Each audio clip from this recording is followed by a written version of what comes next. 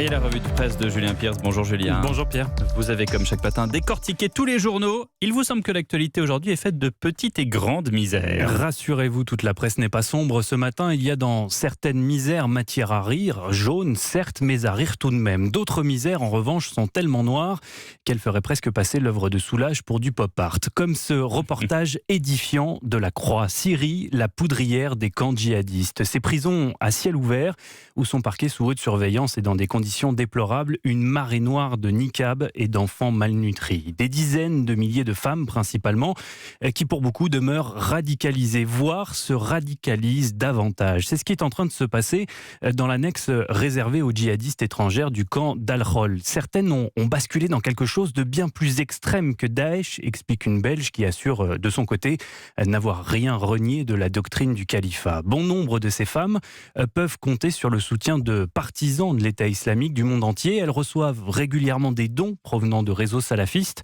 Si cette aide extérieure améliore leurs conditions de vie, elle maintient également la flamme djihadiste de ces femmes, amenées un jour pour certaines à rentrer avec leurs enfants en Europe. Vous parliez de misère. Le président du Brésil a justement fait des misères au ministre des Affaires étrangères français. Tous vos journaux racontent ce matin le camouflet qu'a reçu Jean-Yves Le Drian en tournée actuellement en Amérique du Sud. Lundi, le patron du Quai d'Orsay devait rencontrer Jair Bolsonaro pour évoquer entre autres la protection de l'environnement. Un rendez-vous annulé le jour même par le président brésilien, officiellement pour des raisons d'agenda. Problème, à l'heure prévue pour la réunion, Bolsonaro s'est affiché en direct sur Instagram en train de se faire couper les cheveux. Le climato-sceptique n'avait visiblement pas très envie de parler écologie, on le comprend.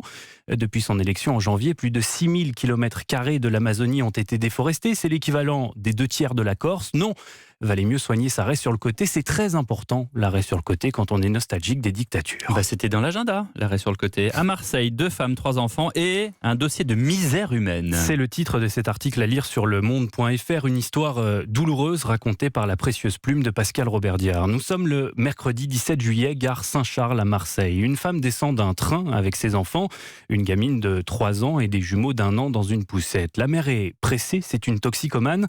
Elle a prévu pendant son séjour de se prostituer pour régler ses dettes de cocaïne et de crack. Mais elle ne sait que faire de ses petits. Alors au hasard, elle aborde dans la gare une jeune fille de 15 ans et lui demande si elle serait d'accord pour les garder 4 jours. L'ado accepte, lui donne son prénom et un numéro de téléphone. Sur ce, la mère s'en va honorer ses rendez-vous. Le lendemain, à 2 reprises, elle prend des nouvelles, tout va bien.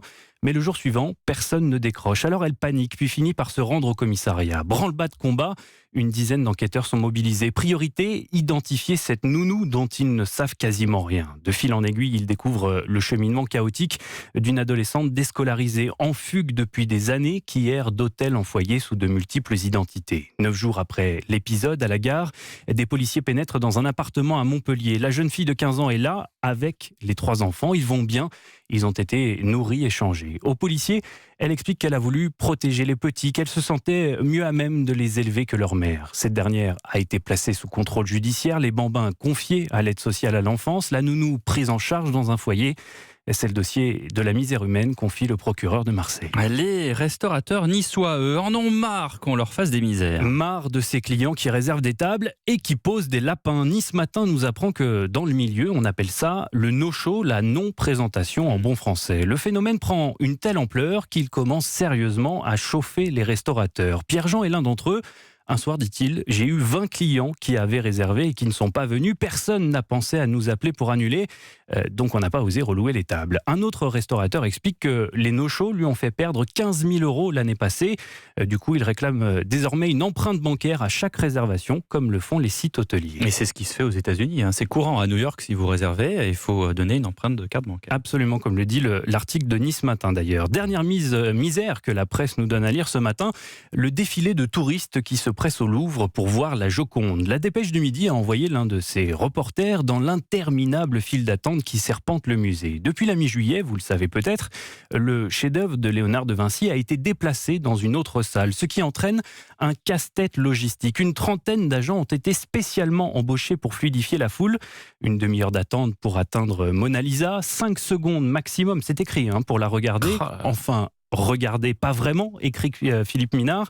Le face-à-face prévu se transforme souvent en face-à-face. Les touristes n'ont qu'un objectif, se prendre en selfie devant la Joconde, et quitte à ne jamais poser les yeux sur le tableau.